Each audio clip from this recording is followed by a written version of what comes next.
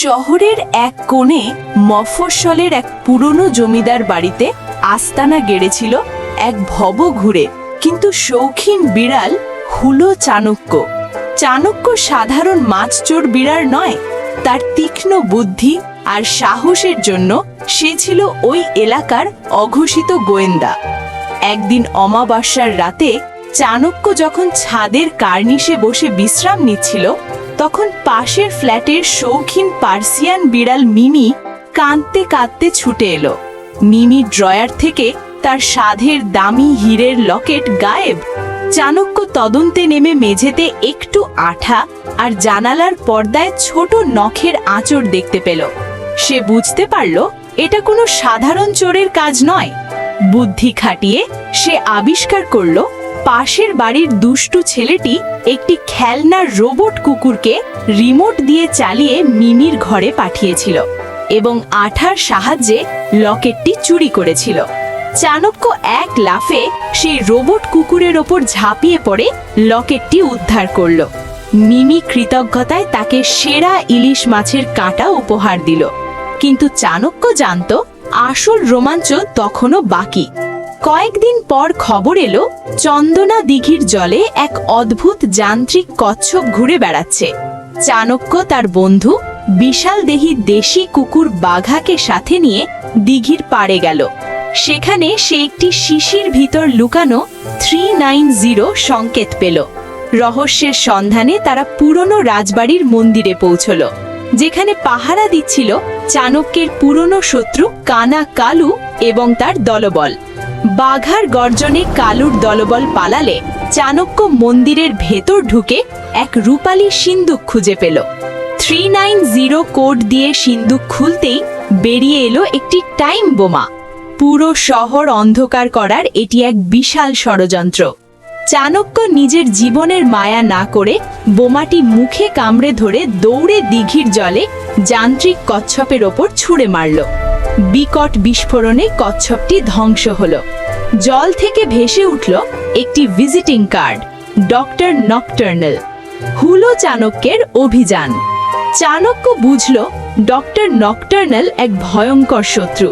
তাই শহরের সুরক্ষার জন্য সে গঠন করল পশু পক্ষী গোয়েন্দা বাহিনী।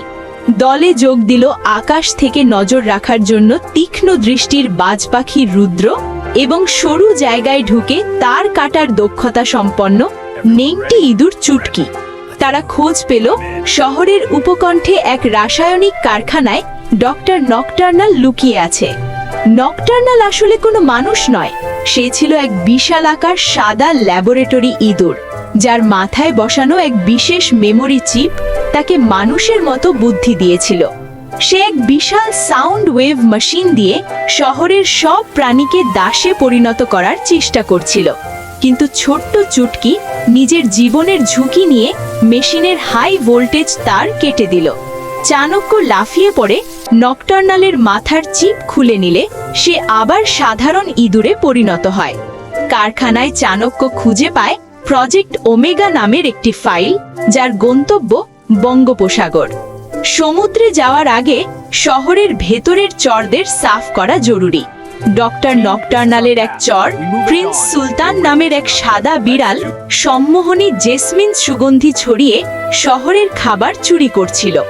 রুদ্রের ঝোড়ো ডানার ঝাপটায় বাতাস পরিষ্কার হলে চাণক্য প্রিন্স সুলতানকে হারিয়ে জানতে পারে যে শহরের পুরনো লাইট হাউস থেকে সমুদ্রের তলদেশে সাবমারিনগুলোকে সংকেত পাঠানো হচ্ছে।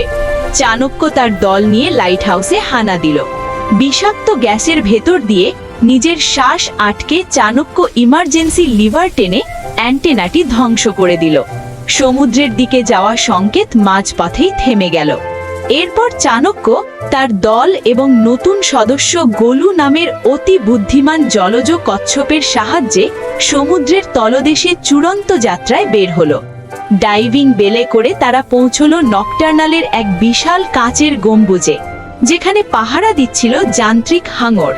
মিমি তার অবিশ্বাস্য কৃত্রতা দিয়ে হাঙরের গলা থেকে ডিজিটাল কি কার্ড ছিনিয়ে এনে গম্বুজের দরজা খুলে ভেতরে ঢুকে তারা দেখল বিশাল সাবমারিন ওমেগা 1 শহরকে প্লাবিত করার জন্য রওনা দিচ্ছে, আর নকটার্নাল, যে আরেকটা চিপ লাগিয়ে আবার বুদ্ধিমান হয়ে ফিরে এসেছে, একটা ছোট্ট এসকেপ পডে করে পালাচ্ছে। চাণক্য নকটার্নালকে ছেড়ে দিয়ে চুটকিকে নিয়ে সাবমারিনের ইঞ্জিন রুমে ঢুকে পড়ে। চুটকি ধারালো দাঁত দিয়ে কুলিং পাইপ কেটে দিলে ইঞ্জিনে ত্রুটি দেখা দেয় এবং সাবমারিনটি থেমে যায়। ভেতরে আটকা পড়া চাণক্য আর চুটকিকে বাঁচাতে গোলু তার শক্ত খোলস দিয়ে সাবমারিনের কাঁচ ভেঙে তাদের উদ্ধার করে। নকটার্নাল পালিয়ে গেলেও তার প্রজেক্ট ওমেগা চিরতরে ধ্বংস হয়ে যায় এবং সমুদ্রের তলার ঘাঁটিটি ভেঙে গুড়িয়ে যায়। ভোরের আলো ফুটতেই চাণক্য আর তার দল সমুদ্রের পাড়ে এসে দাঁড়ায়। শহরের মানুষ জানলই না যে গত রাতে একদল সাধারণ পোষা প্রাণী তাদের এক নিশ্চিত ধ্বংসের হাত থেকে বাঁচিয়েছে।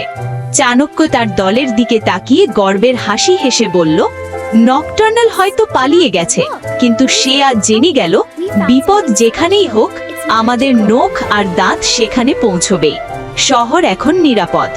এইভাবেই হুলো চাণক্য এবং তার সিক্রেট সার্ভিস শহরের এক অদৃশ্য রক্ষক হিসেবে তাদের যাত্রা অব্যাহত রাখল।